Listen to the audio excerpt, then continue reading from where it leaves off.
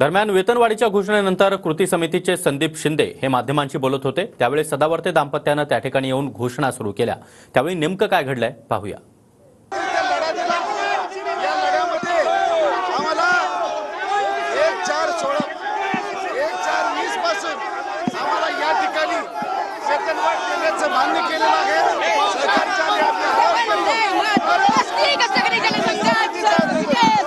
राष्ट्रीय कसं करी जनसंघर्ष